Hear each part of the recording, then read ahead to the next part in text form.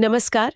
आज हम एक ऐसे विषय पर थोड़ी गहराई से बात कर रहे हैं जो भारत में धीरे धीरे अपनी जगह बना रहा है, टर्की पालन।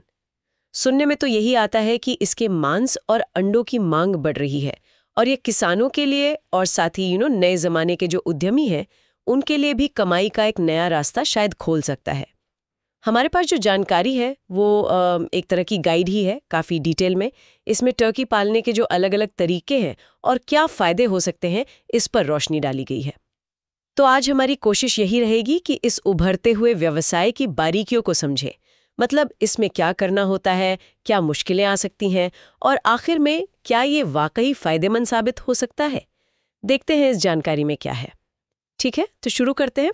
सबसे पहला सवाल तो यही आता है कि भाई शुरुआत कैसे करें। अगर कोई टर्की पालना चाहे तो उसे किस तरह की नस्लों पर ध्यान देना चाहिए। जानकारी बताती है कि भारत में कई विकल्प हैं, जैसे ब्रॉन्ज है, व्हाइट हॉलैंड, ब्लैक नॉरफोक और एक है ब्रॉड ब्रेस्टेड व्हाइट। इस गाइड में तो ब्रॉड ब्रेस्टेड व्हाइट को सबसे ज्यादा लोकप्रिय बताया गया है, शायद इसलिए क्योंकि इसका वजन तेजी से बढ़ता है। हाँ बिल्कुल, नस्ल का चुनाव बहुत अहम हो जाता है, खासकर तब जब आपका मकसद हो कि जल्दी से जल्दी वजन बढ़े, मतलब कमर्शियल फार्मिंग के लिए। ब्रॉड ब्रेस्टेड व्हाइट इसीलिए ज़्यादा पसंद की जाती है क्योंकि ये कम समय में बाजार के लिए जो सही वजन होता है वो पा लेती है। अच्छा। लेकिन हाँ, सिर्फ अच्छी नस्ल चुनना ही काफ़ी नहीं है, उन्हें रखने की जगह कैसी हो ये भी उतना ही महत्वपूर्ण है। जानकारी में इस बात पर काफ़ी जोर है कि टर्की को सिर्फ बंद दड़बों में नहीं रखना चाहिए। उन्हें ऐसी जगह चाहिए जो खुली हो, हवादार हो। उन्हें घूमने फिरने के लिए जगह चाहिए होती है। जगह का कुछ अंदाजा दिया है, मतलब एक पक्षी के लिए कितनी जगह? हाँ हाँ बिल्कुल, इसमें बताया गया है कि शुरू में जब चूजे छोटे होते हैं तब हर चूजे के लिए करीब 1 से 1.5 वर्ग फुट जगह ठीक रहती है। लेकिन जैसे जैसे वे बड़े होते हैं जाहिर है उन्हें ज्यादा जगह चाहिए, करीब 3 से 4 वर्ग फुट प्रति टर्की अभी बढ़ जाता है। और एक बात जो बार बार कही गई है वो है शेड की साफ सफाई और उसे सूखा रखना। हाँ, वो तो जरूरी होगा। बहुत जरूरी। गीली या गंदी जगह तो बीमारियों का घर बन जाती है, खासकर पैरों की समस्याएं और इन्फेक्शंस फैलने का डर रहता है। हवा का सही आना जाना मतलब वेंटिलेशन वो भी जरूरी है ताकि अमोनिया गैस वगैरह जमा ना हो जो उनकी सांस के लिए नुकसानदेह हो सकती है। समझ गई, यानी रहने का इंतजाम सिर्फ छत देना नहीं है बल्कि उनकी हेल्थ और उनके व्यवहार दोनों को ध्यान में रखकर करना पड़ता है। चलिए अब आते हैं एक और जरूरी पहलू पर, खान पान। किसी भी पशु या पक्षी पालन में ये एक बड़ा खर्चा भी होता है और उनके विकास के लिए सबसे ज़रूरी भी। यहाँ तो खाने का पूरा एक शेड्यूल सा दिया है, एक तरह का डाइट प्लान है जो काफ़ी व्यवस्थित लग रहा है। जैसे बताया है कि जीवन के पहले 8 हफ्तों में, मतलब जब वे चूजे होते हैं, उन्हें स्टार्टर फीड देना चाहिए जिसमें प्रोटीन बहुत ज़्यादा हो, 28 से 30%। ये तो काफ़ी हाई है। हाँ, ये शुरुआती 8 हफ्ते उनके जीवन का सबसे तेज ग्रोथ वाला फेज होता है। इस समय उनके शरीर की मांसपेशियां, हड्डियां, उनके अंग सब बहुत तेजी से विकसित हो रहे होते हैं। तो इतने ज्यादा प्रोटीन की जरूरत इसीलिए होती है ताकि इस तेज शारीरिक बढ़त को सही पोषण मिले। अच्छा। अगर इस दौरान प्रोटीन कम मिलेगा तो उनकी बढ़त धीमी पड़ सकती है और वो अपनी पूरी क्षमता तक शायद विकसित ना हो पाए। ये एक तरह से नींव रखने जैसा है। शुरुआत मजबूत होगी तो आगे का विकास भी बेहतर होगा। ये खास तौर पर तैयार किया गया खाना होता है जो उनकी इस उम्र की जरूरतें पूरी करता है। अच्छा, तो ये वजह है इतने हाई प्रोटीन की। फिर आगे क्या? 8 हफ्ते के बाद? 8 हफ्ते से लेकर 16 हफ्ते की उम्र तक उन्हें ग्रोवर फीड देने की सलाह दी गई है। इसमें प्रोटीन की मात्रा थोड़ी कम हो जाती है, लगभग 20 से 22%। ओके। इस स्टेज में उनका जो शारीरिक ढांचा है वो बन चुका होता है और अब जरूरत होती है एक संतुलित विकास की और वजन बढ़ाने की। प्रोटीन अभी भी महत्वपूर्ण है लेकिन उतना ज्यादा नहीं जितना स्टार्टर में था। और फिर 16 हफ्ते के बाद क्या? 16 हफ्ते की उम्र के बाद जब वो बाजार के लिए तैयार होने के करीब होते हैं तब उन्हें फिनिशर फीड दिया जाता है। इसमें प्रोटीन और कम यानी 18 से 20% होता है। इस स्टेज का मुख्य लक्ष्य होता है मांस की गुणवत्ता को बेहतर करना और वजन को क्या कहते हैं फाइनल टच देना। प्रोटीन के साथ साथ इसमें ऊर्जा की मात्रा पर भी ध्यान दिया जाता है। और हाँ, इस गाइड में यह भी बताया है कि इस रेडीमेड फीड के अलावा उन्हें हरा चारा और अनाज देना भी फायदेमंद रहता है, जैसे मक्का, बाजरा, जई वगैरह। ये प्रोटीन की मात्रा को उम्र के हिसाब से इतना सटीक रखना ये दिखाता है कि टर्की पालन सिर्फ ऐसे ही पक्षी पालना नहीं है, बल्कि इसमें काफी साइंस इन्वॉल्व है। हर स्टेज की अपनी जरूरत है। बिल्कुल। इसमें यही बात दिलचस्प है कि कैसे उनकी पोषण की जरूरतें जीवन के अलग अलग पड़ावों पर बदलती हैं। ये कोई अंदाजे का खेल नहीं है, बल्कि एक सोची समझी संरचित आहार व्यवस्था है। स्टार्टर में हाई प्रोटीन तेज ग्रोथ के लिए, ग्रूवर में संतुलन के लिए, और फिनिशर वजन और क्वालिटी के लिए। यह वैज्ञानिक तरीका न सिर्फ उनके स्वास्थ्य को पक्का करता है, बल्कि सीधे सीधे उनके फाइनल वजन को प्रभावित करता है। और जैसा कि हम जानते हैं, बाजार में वजन का मतलब है कीमत। हाँ, बिल्कुल। तो सही पोषण सीधे तौर पर मुनाफे से जुड़ा है। और वो जो हरा चारा और अनाज की बात है, उससे उन्हें अतिरिक्त विटामिन, मिनरल और फाइबर मिलते हैं। ये उनके पाचन तंत्र को भी ठीक रखते हैं और फीड की लागत को भी कुछ हद तक कम करने में मदद कर सकते हैं। तो खानपान का पूरा हिसाब किताब उनके स्वास्थ्य, वजन और आखिर में बिजनेस के फायदे से जुड़ा है। अच्छा, खानपान के बाद जो बात दिमाग में आती है वो है इनकी संख्या कैसे बढ़ाई जाए, मतलब प्रजनन और फिर चूजों की देखभाल। इस गाइड में प्रजनन के बारे में क्या जानकारी दी गई है? प्रजनन के बारे में बताया गया है कि आमतौर पर एक नर टर्की, जिसे टॉम भी कहते हैं, वो 5 से 6 मादा टर्की, जिन्हें हैन कहते हैं, उनके लिए काफी होता है। ये अनुपात जानना जरूरी है, खासकर अगर कोई अपना फार्म शुरू कर रहा है या उसे बढ़ाना चाहता है। इससे वो प्लान कर सकते हैं कि उन्हें कितने नर और मादा पक्षी रखने होंगे ताकि रिप्रोडक्शन ठीक से चलता रहे। और अंडे देने की क्षमता के बारे में, एक मादा टर्की कितने अंडे देती है? जानकारी के अनुसार एक स्वस्थ मादा टर्की साल में औसतन 40 से 50 अंडे दे सकती है। 40-50?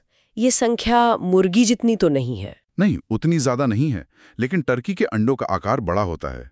ये अंडे या तो खाने के लिए इस्तेमाल हो सकते हैं या फिर उनसे चूजे निकालने के लिए। ये 40-50 अंडों का आंकड़ा फार्म की उत्पादन क्षमता का अनुमान लगाने में मदद करता है कि कितने नए चूजे हर साल तैयार हो सकते हैं या अंडों से कितनी एक्स्ट्रा इनकम हो सकती है। अंडे सेने के क्या तरीके बताए हैं? क्या ये मुर्गियों की तरह ही होता है? हाँ, तरीके काफ़ी मिलते जुलते हैं। 2 मुख्य तरीके बताए गए हैं। एक तो है आर्टिफिशियल तरीका, जिसमें अंडों को इंक्यूबेटर में रखा जाता है। इंक्यूबेटर तापमान और नमी को कंट्रोल में रखता है, जो अंडे से चूजे निकलने के लिए, मतलब हैचिंग के लिए ज़रूरी है। टर्की के अंडों को सेने में करीब 28 दिन लगते हैं। 28 दिन? हाँ। दूसरा तरीका है नेचुरल, जिसमें मादा टर्की खुद ही अपने अंडों पर बैठकर उन्हें सेती है। उसे ब्रूडी हैन कहते हैं। दोनों ही तरीके काम करते हैं, लेकिन बड़े स्केल पर उत्पादन के लिए इंक्यूबेटर ज़्यादा प्रैक्टिकल माना जाता है, क्योंकि इससे एक साथ ज़्यादा चूजे निकाले जा सकते हैं। और जब चूजे निकल आते हैं, उनकी देखभाल कैसे होती है? यहाँ लिखा है कि उन्हें शुरुआती 4 से 6 हफ्तों तक खास देखभाल और गर्मी की जरूरत होती है। इसे ब्रूडिंग कहा गया है।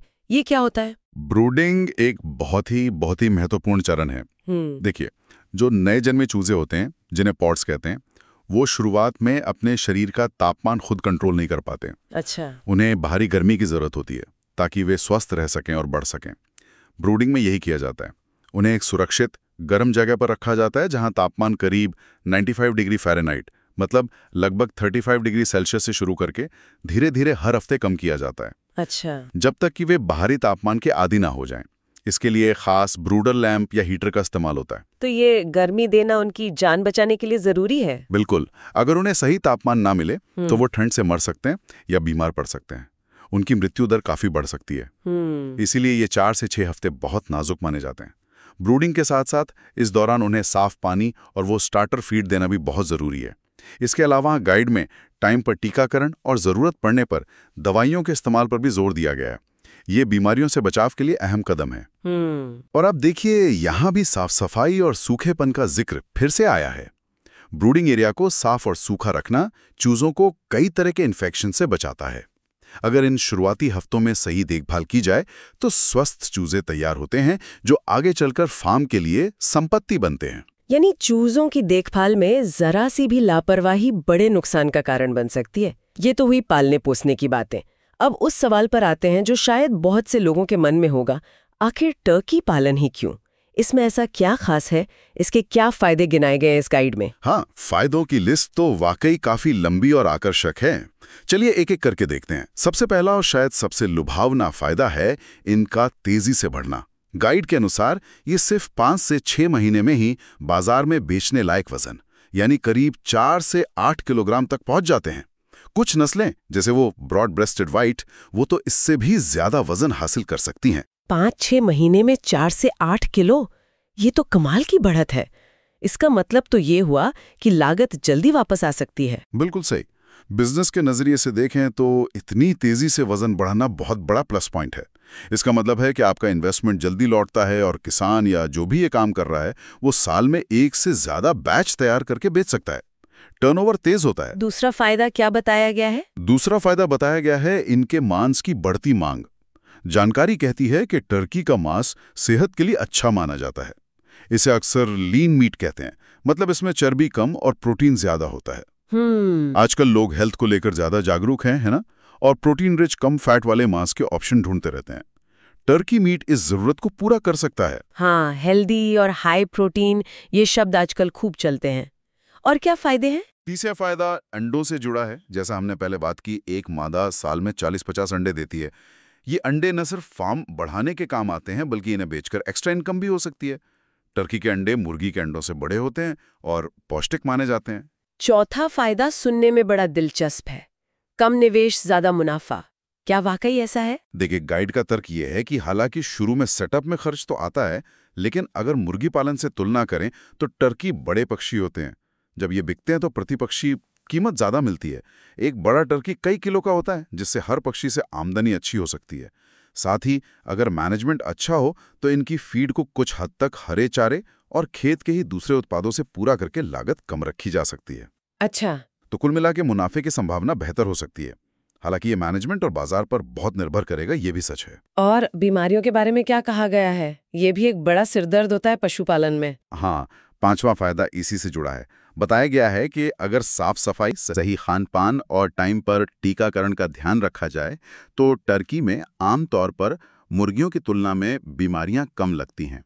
वे थोड़े ज्यादा मजबूत या कह लीजिए बीमारियों के प्रति ज्यादा प्रतिरोधी माने जाते हैं। अच्छा, ये तो बढ़िया बात है। बेशक, इसका मतलब ये नहीं कि वे बीमार पड़ते ही नहीं, लेकिन सही देखभाल से बीमारियों का खतरा कम किया जा सकता है। ये रिस्क कम होना भी इसे आकर्षक बनाता है। और आखिरी फायदा? आखिरी फायदा बताया गया है बाजार की उपलब्धता। जानकारी के अनुसार टर्की का बाजार सिर्फ बड़े शहरों या होटलों तक ही सीमित नहीं है, बल्कि छोटे शहरों और यहाँ तक के गांवों के इलाकों में भी इसकी मांग धीरे धीरे बढ़ रही है। लोकल मार्केट, मीट शॉप्स और खासकर होटल और रेस्टोरेंट इसके खरीदार बन रहे हैं। त्योहारों और खास मौक़ों पर भी इसकी मांग बढ़ जाती है। बाजार का ये फैलना इसके भविष्य के लिए अच्छा संकेत है। तो अगर इन सभी फायदों को एक साथ देखें, तेजी से बढ़त, सेहतमंद मांस की इमेज, अंडों से कमाई, बेहतर मुनाफे की संभावना, बीमारियों का कम खतरा और बढ़ता हुआ बाजार, ये सब मिलकर टर्की पालन को एक काफ़ी आकर्षक विकल्प बनाते हुए दिखते हैं, खासकर उन लोगों के लिए जो खेती या पशुपालन में कुछ नया आजमाना चाहते हैं। हाँ, तस्वीर तो काफी सकारात्मक नजर आती है। ये तेजी से विकास और मांस की मांग वाला पहलू सीधे सीधे फायदे से जुड़ते हैं। मांस को सेहतमंद कहे जाने का आधार शायद इसमें मौजूद हाई प्रोटीन और कम फैट है, जैसा आजकल काफी प्रमोट भी होता है।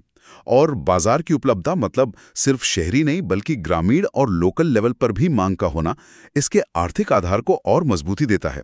ये इसे छोटे और मार्जिनल किसानों के लिए भी एक कमाई का जरिया बना सकता है। तो इस पूरी चर्चा का सार क्या निकलता है?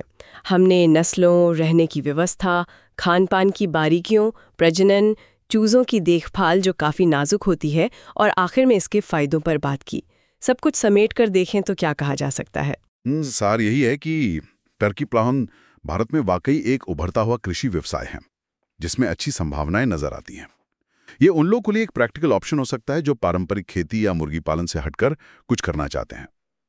हाँ, ये सच है कि इसमें सफलता के लिए विशेष जानकारी और बहुत ध्यान देने की जरूरत है। सही नस्ल चुनना, उनके लिए सही घर बनाना, उम्र के हिसाब से बिल्कुल सही खाना देना, और खासकर वो शुरुआती हफ्ते, उनमें चूजों की बहुत ज्यादा देखभाल करना। मेहनत तो है। मेहनत और बारीकी दोनों मांगता है, लेकिन अगर ये सब सही ढंग से किया जाए तो जैसा कि जानकारी इशारा करती है, ये मांस और अंडे दोनों से अच्छी आय दे सकता है। ये निश्चित रूप से उन लोगों के लिए सोचने का एक बिंदु है जो कृषि ऐसे जुड़े व्यवसायों में नए मौके तलाश रहे हैं। बिल्कुल। और यहाँ एक सोचने वाला सवाल भी उठता है जो इसी जानकारी से जुड़ा है। हमने देखा कि टर्की मीट को हेल्दी और प्रोटीन रिच बताया जा रहा है और होटल रेस्टोरेंट में इसकी मांग बढ़ रही है। आजकल लोग अपने खान-पान, स्वास्थ्य और प्रोटीन के स्रोतों को लेकर पहले से कहीं ज्यादा जागरूक हो रहे हैं ना? हाँ, ये बात तो है। तो सोचने वाली बात यह है कि भविष्य में उपभोक्ताओं की ये बदलती पसंद, स्वास्थ्य के प्रति ये बढ़ती जागरूकता और खान-पान के जो नए ट्रेंड्स आ रहे हैं, ये सब मिलकर भारत में टर्की पालन के भविष्य को किस दिशा में ले जा सकते हैं? क्या इसकी मांग सिर्फ होटलों और खास मौकों तक ही सीमित रहेगी, या ये धीरे-धीरे आम भारतीय घरों की रसोई का भी हिस्सा बन सकता है? और अगर ऐसा होता है, तो इसका इस पूरे बिजनेस के स्केल पर, इसके तरीकों पर और पूरी सप्लाई चेन पर क्या और कैसा असर पड़ेगा? ये एक सवाल है जिसका जवाब शायद आने वाला समय ही देगा।